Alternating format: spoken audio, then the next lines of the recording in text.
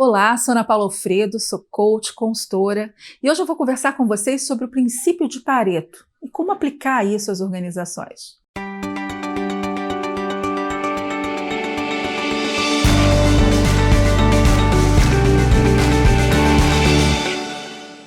Muita gente deve lembrar da época de escola, outra das primeiras lições de gestão, mas o princípio de Pareto, ou princípio 80-20, é alguma coisa conhecida. Ainda que tenha surgido no século XIX, são inúmeros os exemplos de onde esse princípio é aplicado. Para os esquecidos, ou os que não estão reconhecendo pelo nome, o princípio de Pareto foi descoberto em 1897 pelo economista italiano Vilfredo Pareto. Observando os padrões de riqueza e renda na Inglaterra, ele descobriu que a maior parte da riqueza pertencia a uma minoria de pessoas. E aprofundando seus estudos, percebeu que havia uma relação matemática consistente entre a proporção de pessoas e o percentual de riqueza. Adivinha?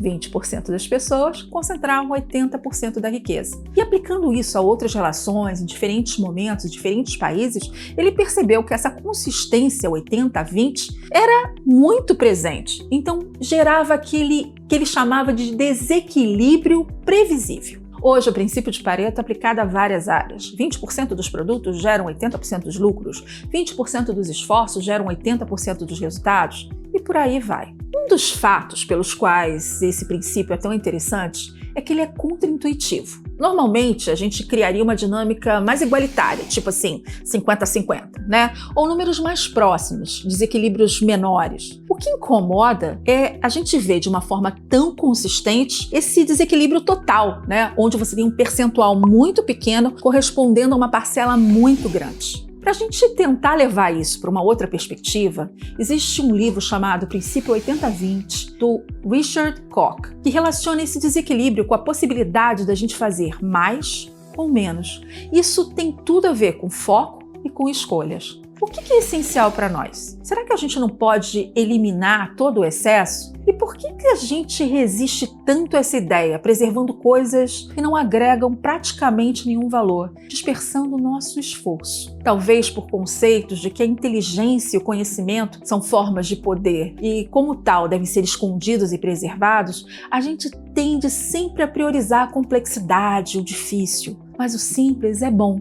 Na verdade, o simples é ótimo. O autor do livro, ele cita uma frase do Henry Ford, aquele mesmo dos automóveis de uma cor, lembra que ele falou que você podia escolher qualquer cor desde que fosse preto? Então, ele falava uma frase que é bem interessante. Meu esforço é na direção da simplicidade. Em geral, as pessoas têm muito pouco e custa muito pagar até pelas necessidades básicas, quanto mais pelos luxos que acredito que todo mundo mereça. Porque quase tudo que a gente faz é muito mais complexo do que precisaria ser. Nossas roupas, nossos alimentos, os móveis da nossa casa, tudo isso poderia ser muito mais simples do que é agora e ainda assim ser mais bonito. O ponto da simplicidade vem da pergunta: o que fazemos com aqueles 80% que sobram?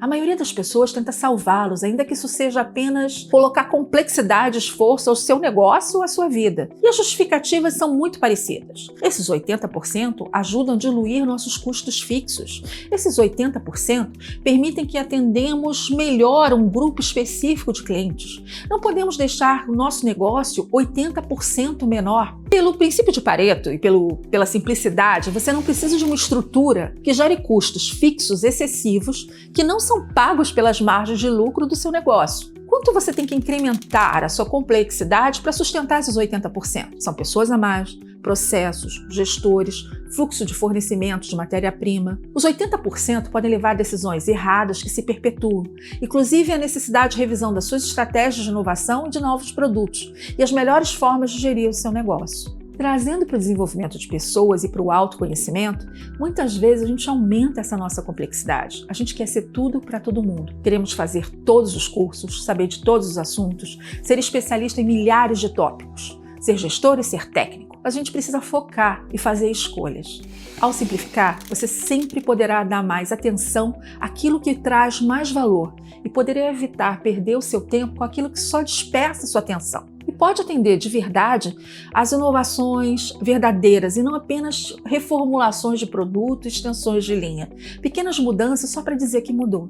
E aí, eu lembro que os times de finanças adoram isso, né? Vale um exercício que é muito importante e é muito usado na época de planejamento anual. Por que a gente não começa de uma base zero? seja o seu orçamento, seja a sua reflexão sobre os diferentes pontos da sua vida. Não falo para você eliminar 80% da sua vida, do seu negócio, sem pensar, mas vale começar a reflexão. Como é que eu poderia tornar minha vida, meu trabalho mais fácil se eu focasse apenas nos 20% que me dão 80% do meu retorno? O que eu poderia eliminar? Para onde iria meu foco? Super vale o exercício. E se esse vídeo faz parte dos 20% que podem ter significado para você, conta pra gente como você pensa em aplicar o princípio de Pareto ou sobre o que aprendeu com ele. A gente está sempre por aqui, no canal, nas redes sociais e respondemos as dúvidas e comentários 100% das vezes. Até a próxima!